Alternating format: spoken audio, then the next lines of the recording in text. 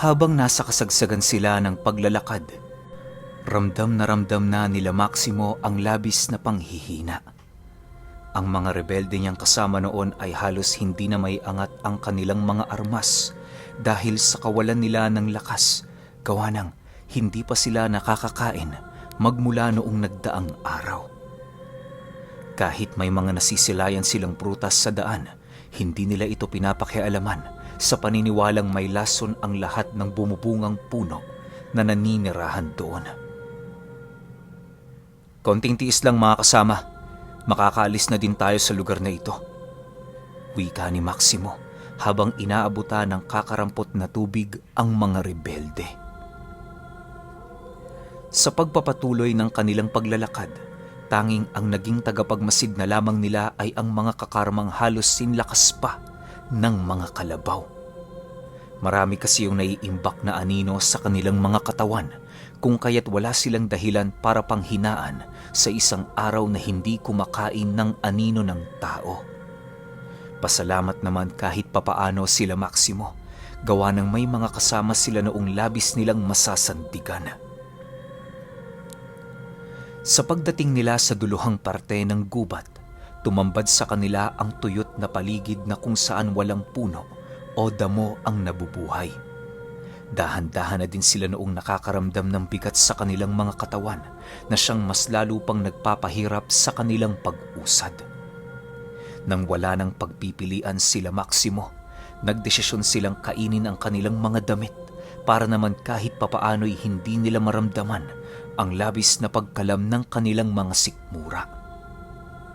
Wala naman silang pagpipilian kundi gawin ang bagay na yon sa kadahilanang kinakailangan nilang magkaroon ng karagdagang lakas dahil sa naaamoy na nila ang kanilang paglapit sa pugad ni Protasio. Ilang minuto pa ang lumipas, nagpatuloy na nga ang kanilang grupo kung saan narating na nila ang 100 punong-puno ng nakatumbang puno. Animoy ang pagkatumba ng puno sa lugar ay sinadya na parabang nagsisilbing mga babala sa sino mang magtatangkang pumasok doon. Habang pinagmamasdan nila Maximo ang paligid, napapansin nilang binabalot ang lugar ng makapal na usok na halos hindi nila alam kung saan ang gagaling. Nag-umpisa na ding makaramdam sila ng kakaiba sa lugar, indikasyon na merong mga demonyong naninirahan sa dulong parte nito. Sa pagpapatuloy ng kanilang pagmamasid, nananatili naman silang walang imik. Maigi nilang pinakikiramdaman noon ang lugar dahil sa lakas ng salot na umiikot doon. Maya-maya pa, nagpasya na sila Maximo na pasukin ang gubat para matapos na ang kanilang misyong ginagawa.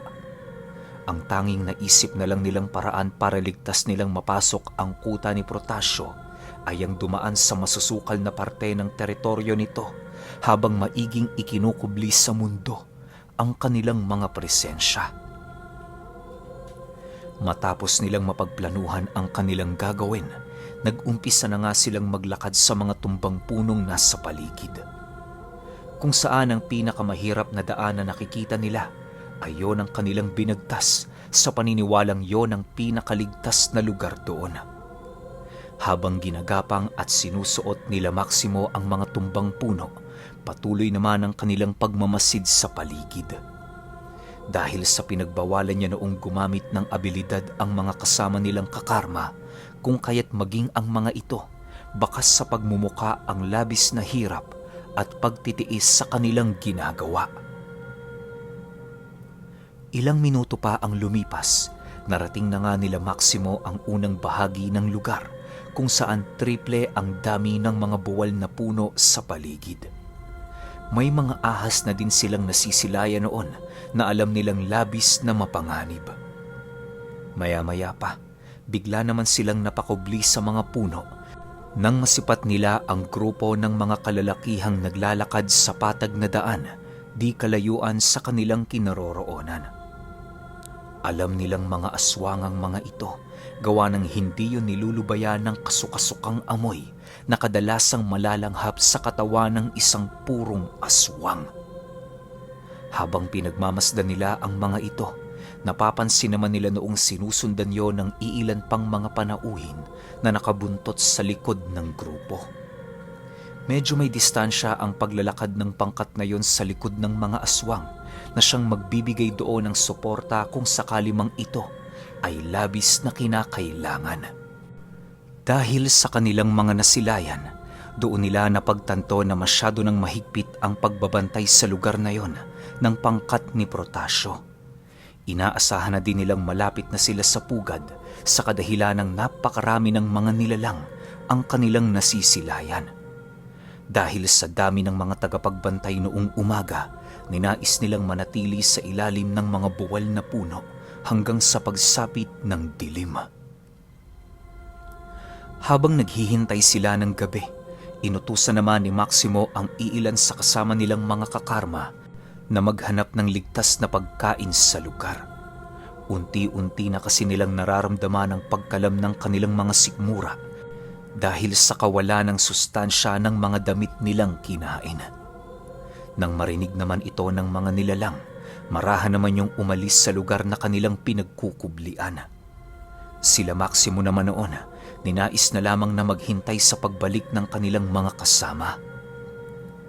Sa pagpapatuloy ng kanilang pagmamasid sa lugar, doon nila nasipat ang iilan pang grupo ng mga aswang na dumating na din sa harapan ng mga buwal na puno. Bagaman nakakaramdam na ng takot ang kanilang grupo, nagpumilit pa rin silang pagmasda ng ginagawa ng mga ito. Ilang minuto pa ang lumipas, bigla namang nanlaki ang kanilang mga mata nang masipat nila ang isang grupo ng mga aswang na merong tangan-tangan na katawan ng isang tao. Alam ni Maximo na patay na ang mga taong dala ng mga ito sa kadahilanang nakatuhog yon sa katawan ng kawayan. Lapnos na din ang kabuang balat nito na parabang nailublob na yon sa kumukulong tubig. Matapos nilang masilayan ang kaganapang yon, sinundan nila ito ng tingin hanggang sa tuluyan na itong makalayo sa kanilang kinaroroonan. Dahil sa kanilang mga nakita, hindi naman noon naiwasang mapatanong sa kanya ng mga rebelde ukol sa bagay na kanilang nasilayan.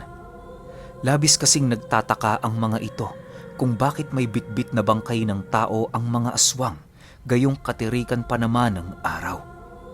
Nang marinig ito ni Maximo, doon niya ipinaliwanag ang rason kung bakit nagagawa yon ng mga aswang.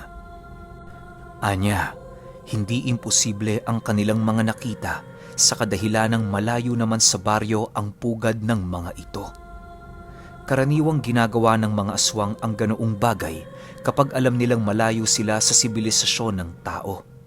Dagdag pa niya na bagaman nasisinaga ng araw ang katawan ng mga aswang, malabo yung masunog o maapektuhan sa kadahilanang nakatago ang masasamang kaluluwa ng mga ito sa katawang lupa ng isang ordinaryong tao.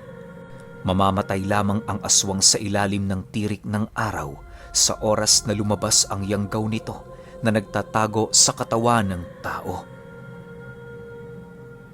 Ngayon lang ba kayo nakakita ng mga aswang na naglalakad sa ilalim ng sikat ng araw? Batid kong gulat na gulat kayo sa inyong mga nakita, mga kapatid. Tanong ni Maximo sa kanyang mga kasama. Ngayon lang ho talaga kami nakakita ng ganyan. Akala ho kasi namin, walang kakayahang pumatay ang mga aswang sa ilalim ng tirik ng araw. Sagot naman ng rebelde. Nang marinig ito ni Maximo, bigla naman yung napatingin ng seryoso sa rebelde habang sumasagot ng, Nagkakamali kayo. Ang mga aswang, higit pa yan sa inaakala ninyo. Wala yang sinasantong oras, lalo pa kung meron silang pakay na biktima.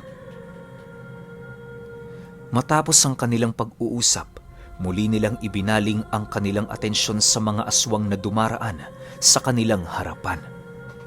Ilang minuto pa ang lumipas, dumating na nga ang mga kakarma, dala-dala ang iilang halamang gamot na kanilang nakita. Yon ang napagpasyahang kunin ng mga ito sa kadahilanang alam nilang hindi yun kayang apektuhan ng kapangyarihan ni Protasio. Nang makuha na nila Maximo ang mga halamang gamot, agad naman nila itong kinain ng walang pag-aalinlangan. Kahit bakas sa kanilang pagmumuka ang labis na pagkasuka, pinilit nila itong kainin upang mapuna ng kanilang sikmura. Matapos nilang kumain, muli nilang ipinagpatuloy ang kanilang pagbabantay hanggang sa pagsapit ng hapon. Kinahapunan, may mga aswang na dumating sa lugar na kanilang pinagkukublian. Dala-dala ang mga alaga nitong sigbin at iba pang mga tagapagmasid kagaya ng mga ibon na kulay itim. Alam nila Maximo na yon ang magbabantay hanggang sumapit ang gabi, kung kaya't nagpasya silang marahan ng umusad papalapit sa pugad ni Protasio. Habang gumagapang sila sa katawan ng mga buwal na puno, maigi nilang sinisigurado ang mga lugar na kanilang tinatapakan. Masyado kasing mapanganib sa dinaraanan nilang yon, lalo pat konting galaw mo lang sa katawan ng mga puno, maaari itong gumulong patungo sa lugar na kinaroroonan ng mga aswang. Sa pagpapatuloy ng kanilang pag-uusad, labis-labis naman ang pasasalamat nila Maximo sa kadahilanang walang nangyari sa kanilang peligro. Nang mapagtanto nilang malayo-layo na sila sa lugar ng aswang, dali-dali naman nilang tinahak ang daan patungo sa pugad ni Protasio. Bago tumalikod ang araw sa kalupaan, narating na nga nila ang pinagpupugaran nito na kung saan bumungad sa kanila ang napakaraming nilalang na iba't iba ang uri at angkan. Kapre, maligno, engkantong itim, aswang, manananggal, at kung ano-ano pa ang nagbabantay sa entrada ng pugad ni Protasio. Habang pinagmamasdan nila Maximo ang lugar, napansin nila noong mas higit pa ito kesa noong mga panahong nananatili ang pangkat ni Protasio sa baryo. Sa paglalim ng gabi, patuloy pa rin silang nagmamasid. Ni paggalaw sa lugar na kanilang pinagkukublian ay hindi nila ginawa sa takot na baka sila'y matuklasan ng kanilang mga kalaban. Alam ni Maximo na hindi ito malabong mangyari, lalo pat napakaraming mga nilalang sa paligid ang merong malalakas na pandama at pandinig. Ilang minuto pa ang lumipas, bigla namang nanlaki ang mga mata ni Maximo nang masipat niya ang paglabas ni Protasio. Meron itong kasakasamang lalaking mahaba ang buhok at halos hindi na maaninag ang mga mata dahil sa sobrang haba nito. Pagsilay doon ng mga kakarma, dali-dali naman silang lumapit kay Maximo habang nagwiwika ng, "Ginoong Maximo, banako ng nilalang na yan. Tingnan mo ang kanyang katawan. Walang anino sa liwanag ng buwan." Matapos nitong makapagsalita, agad naman itong itinuro kay Maximo ang kinaroroonan ng anino ni Protasio at ng banakon. Pagsilay niya rito, doon niya napatunayan na totoo nga ang sinasabi ng kanyang mga kaibigan. Sa pagpapatuloy ng kanilang pagmamasid, nasipat nilang panayang pagtitig ng banakon sa kanilang kinaroroonan na parabang meron itong naamoy. Nang mapansin nila ang bagay na yon, muling nag-usal si Protasio ng sabulag at pangkubli sa kanilang mga katawan para hindi sila matunugan ng mga nilalang. Matapos niya itong gawin, muli niyang tinitigan ng banakon at doon niya napansin ang pag-iba ng direksyon ng lugar na pinagmamasdan nito. Dahil sa kanyang mga nakita, hindi niya mapigilang mapabuntong hininga sa kadahilanang ang pakiramdam niya para siyang nabunutan ng tinik sa kanyang lalamunan. Bago sumapit ang 12:00 ng gabi, pumasok na si Protasio at ang kasama nitong banakon sa loob ng kanilang pugad. Ang mga aswang naman noong nagbabantay, patuloy pa ring nagmamasid sa buong paligid. Lahat ng hayop o insektong napapadaan sa kanilang lugar ay pinapatay ng mga ito na parabang tinuturing nila yung tagapagmasid ng kanilang kalabang grupo. Matapos ang mga pangyayaring kanilang nasaksihan, ninais na nila noong magpahinga at maghintay na lamang sa pagsapit ng umaga. Hindi ninais ni Maximong magpadalos-dalos ng desisyon sa kadahilanang alam niya sa kanyang sarili na buhay ng kanyang mga kasama ang maaari nitong kabayaran kapag nagkataon. Sa pagpapatuloy ng kanilang pagbabantay, dumating na nga ang puntong may nasilayan silang mga aswang na nag-uusap di kalayuan sa kanilang kinaroroonan.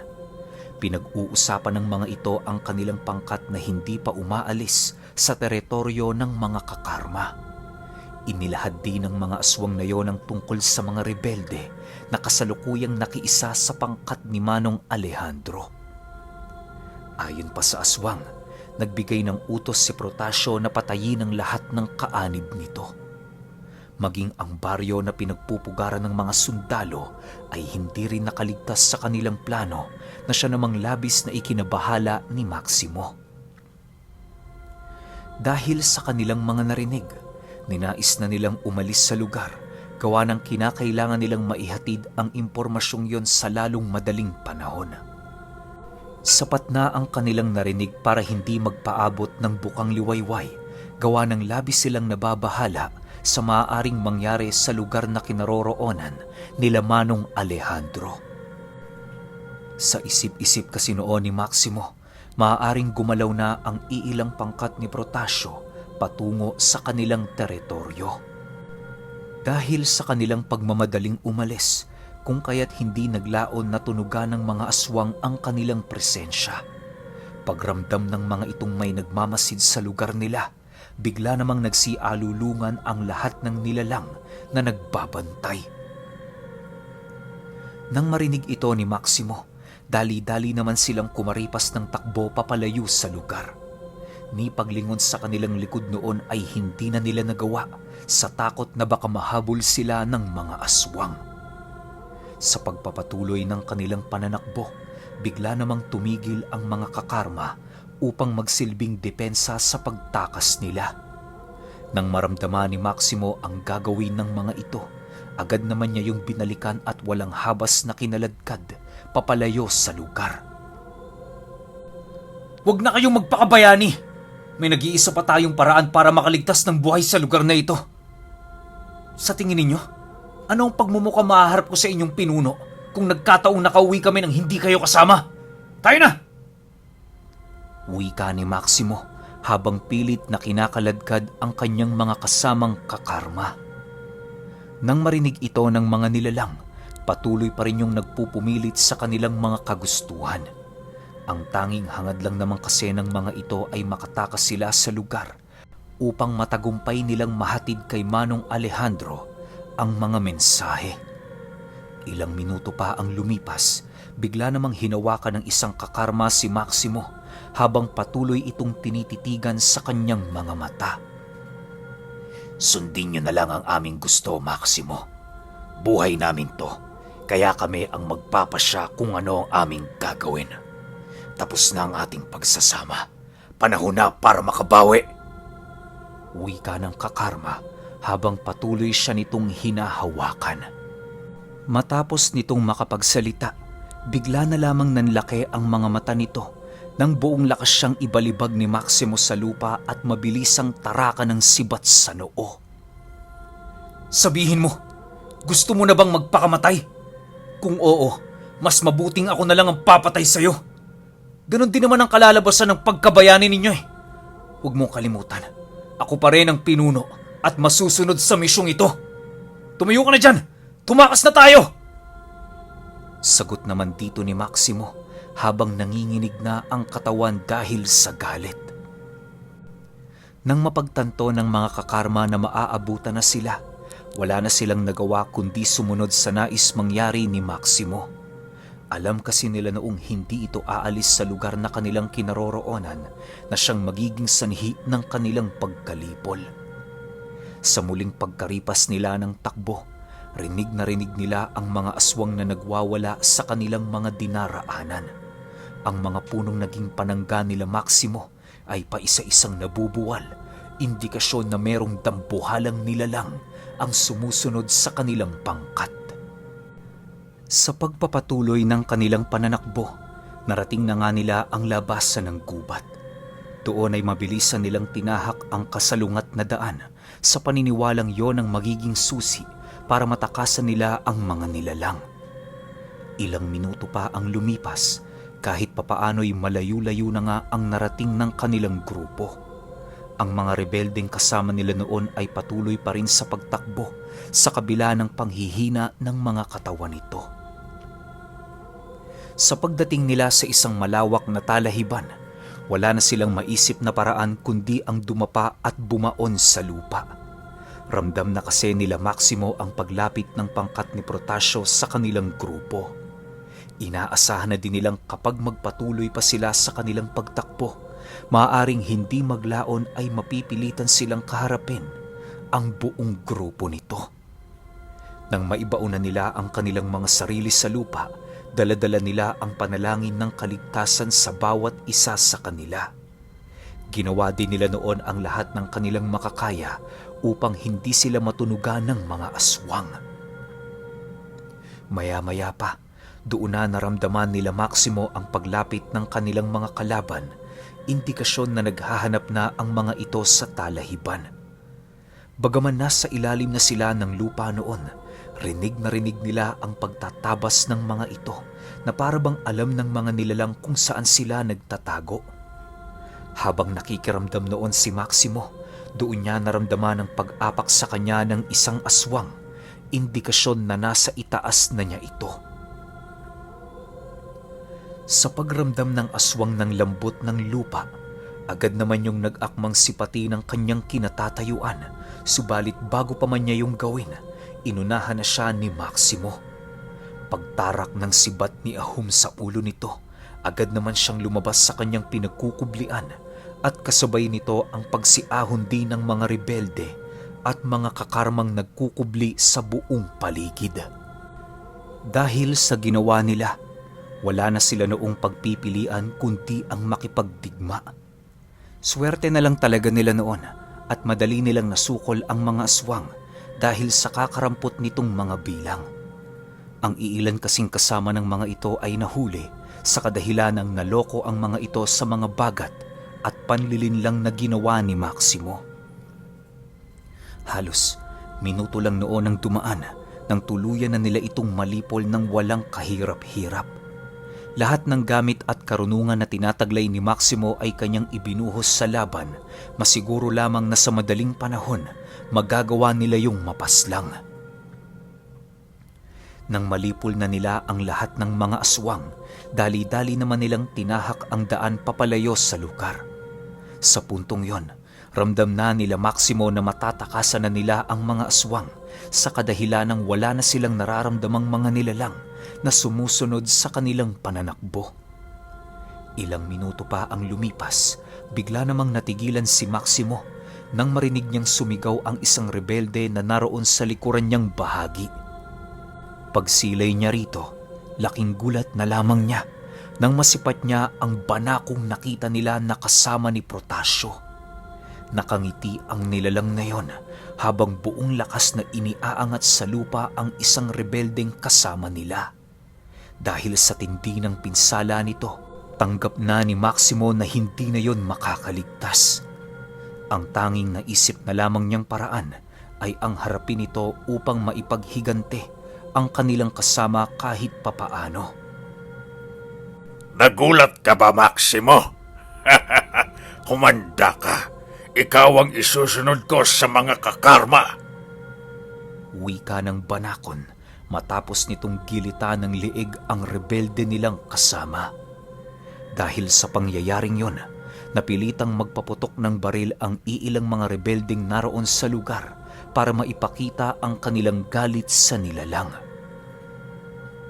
Subalit kahit anong gawin nila noon, hindi yun sapat para magawa nilang mapangibabawan ang kunat ng balat ng isang banakon. Sa pagpapatuloy ng kwento, magaganap na ang kauna-unahang pagtatagpo ni Maximo at ng aswang na kinakatakutan ng mga kakarma. Okay, grabe pa. Pa-intense ng pa-intense yung nangyayari sa eksena, no? Pero yung 21 tsaka 22, baka bukas na ulit yon.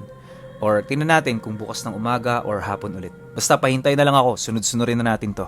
Yun lang. Salamat.